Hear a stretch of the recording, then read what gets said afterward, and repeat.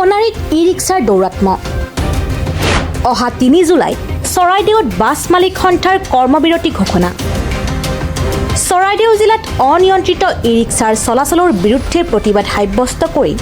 অহা ৩ জুলাইত কৰ্মবিৰতি ঘোষণা কৰিছে বৃহত্তৰ চৰাইদেউ জিলা বেচৰকাৰী বাছ আৰু মিনি বাছ মালিক সন্থা তথা উজনি অসম সন্মিলিত বাছ মালিক সন্থাৰ চৰাইদেউ জিলা সমিতিয়ে নগৰৰ ব্যস্ত স্থানসমূহত ই-ৰিক্সাসমূহে কোনো নিয়ম নীতি নমনাকৈ যধে মধে যাত্ৰী নমোৱা উঠোৱা কৰাৰ ফলত দৈনিক তীব্ৰ যান-জঁটৰ সৃষ্টি হৈছে ইয়াৰ ফলত যান-বাহন ব্যৱস্থাৰ লগতে যাত্ৰীসকলেও ব্যাপক সমস্যাৰ সন্মুখীন হৈছে ই-ৰিক্সাৰ এই দৌৰাত্ম ৰোধ কৰিবলৈ প্ৰশাসনৰ ওচৰত বাৰম্বাৰ দাবী জনাই অহাৰ পিছতো কোনো ব্যৱস্থা গ্ৰহণ নকৰাত সন্থাই এই চৰম সিদ্ধান্ত লৈছে বিভিন্ন বাটপথত চলি থকা লগতে আমাৰ সোণাৰী নগৰত চলি থকা যি ইলেক্ট্ৰিক অটোসমূহ আছিলে এই অটোসমূহ এটা নিয়ন্ত্ৰণ কৰিবৰ কাৰণে আমি প্ৰশাসনক যোৱা 16 জুন তাৰিখে এখন স্মাৰকপত্ৰ প্ৰদান কৰিছিলোঁ আমি আশা কৰিছিলোঁ স্মাৰকপত্ৰত উল্লেখিত 5টা দাবী সমস্যাসমূহ সমাধানৰ ক্ষেত্ৰত প্ৰশাসনে এটা বিহিত ব্যৱস্থা ল'ব কিন্তু আজি গুপতি কোনো ধৰণৰ ব্যৱস্থা নোলোৱাত আমি বাধ্য হৈ অহা 3 জুলাই শুক্ৰবাৰে 12 ঘণ্টীয়া আমাৰ সন্থাৰ দুটা সন্থাৰ অধীনস্থ বাহনসমূহৰ কৰ্মবিৰতি আমি পালন কৰিম এই কথাটো আমি আমাৰ শুভাকাংক্ষীসকলে আমাৰ সন্মানীয় পেছেঞ্জাৰসকললৈ আমি আহ্বান জনাইছোঁ আৰু এই ক্ষেত্ৰত উক্ত দিনটোত সকলোৰে সহায় সহযোগিতা আমি কামনা কৰিছোঁ বাছ মালিক সন্থাৰ অধীনস্থ বাহনসমূহ লগতে উজনি অসম সন্মিলিত উজনি অসম বাছ মালিক সন্থাৰ চৰাইদেউ জিলা সমিতি এই দুটা সন্থাৰ আমাৰ বাহনসমূহ উক্ত দিনটোত আমি কৰ্মবিৰতি পালন কৰিব আৰু এক প্ৰকাৰে আমাৰ বাহনসমূহ বন্ধ থাকিব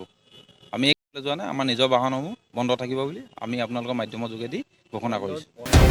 প্ৰশাসনে অনতিপলমে ই-ৰিক্সাৰ বিৰুদ্ধে কঠোৰ ব্যৱস্থা গ্ৰহণ কৰিবলৈ সন্থাই পুনৰ দাবী জনাইছে মিনিবাছ মেজিক উইংগাৰ সন্থাৰ মালিকসকল আৰু চালকসকল লগতে আমাৰ সদৌ অসম বাছ মালিক উজনি অসম বাছ মালিক সন্থাৰ উদ্যোগত এখন সভা অনুষ্ঠিত হয় মূল কাৰণটো হ'ল আমি 16 জুন তাৰিখে এখন স্মাৰকপত্ৰ আমাৰ জিলাৰ উপায়ুক্ত মহোদয়াক দিয়া হৈছিলে যিহেতু আমাৰ যিখিনি ইলেক্ট্ৰিকেল গগো বুলি কয় সেই গাড়ীখিনিৰ কোনো পাৰ্মিট নাই সেইবিলাক গাড়ী একচুৱেলি চলিব লাগে আপোনাৰ ষ্টেচনৰ পৰা ধৰি লওক ৰেলৱে ষ্টেচনৰ পৰা বাছ ষ্টেচনলৈকে চলিব লাগে কিন্তু কথা হৈছে কি তেখেতসকলে দুটা পেছেঞ্জাৰ যদি ভাড়াত পাই ৰিজাৰ্ভ হৈ পেলাই ৰিজাৰ্ভ লৈ পেলাই গুচি যায় বাটত গৈ পেলাই আমাৰ বাছবিলাকে কোনো পেছেঞ্জাৰ নাপায় সেইবিলাক আমাৰ এটা বৃহৎ অসুবিধা যিহেতু আমাৰ গাড়ীবিলাকৰ ইঞ্চুৰেঞ্চত এটা মোটা অংকৰ পইচা যায় টেক্স দিবলগীয়া হয় ফিটনেছ বনাবলগীয়া হয় আপোনালোকে এইবিলাক কথা অৱগত যে এখন বাছ চলাবলৈ আমাৰ কিমান খৰচা থাকে গতিকে আমি সেইমতে আমি দিনটোত আমি কালেকশ্যনটো আমাৰ নোহোৱাৰ কাৰণে আমি একত্ৰিত হৈ আজি এখন সভা অনুষ্ঠিত কৰিলোঁ কৰাৰ পিছত আমি সিদ্ধান্ত গ্ৰহণ কৰিলোঁ যে আমি উপায়ুক্ত মহোদয়ক আৰু জিলা পৰিবহণ বিষয়া মহোদয়ক এখন স্মাৰকপত্ৰ দিয়াৰ পিছতো আমাৰ কোনো ভাল সিদ্ধান্ত নহাত আমি অহা শুকুৰবাৰে অৰ্থাৎ 3 জুলাই তাৰিখে আমি 12 ঘণ্টীয়া বাছ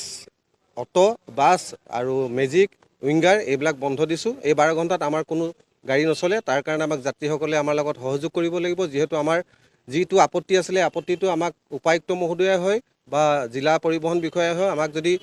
আমাৰ বিষয়টোৰ ওপৰত গুৰুত্ব দিয়ে তেতিয়া আমি সন্তুষ্ট হ'ম আৰু আমি 12 ঘণ্টাৰ যিটো বন্ধ আজি ঘোষণা কৰিছোঁ সোণাৰীৰ পৰা অভিজিত ভূঞাৰ ৰিপৰ্ট প্ৰাতঃ টাইম ডিজিটেল শদিয়াৰ পৰা ধুবুৰীলৈ বৰাকৰ পৰা ব্ৰহ্মপুত্ৰলৈ সকলোৰে মাজত চিনাকি এটা নাম প্ৰাতঃ টাইম থলুৱা ভাষা কৃষ্টি আৰু সত্য বাতৰিৰ আধাৰত প্ৰতিষ্ঠিত খবৰ প্ৰাতঃ টাইমৰ প্ৰতিটো বা বাতৰি পুংখানুপুংখভাৱে চাবলৈ Facebook YouTube website Twitter Instagram আৰু ব্লগাৰ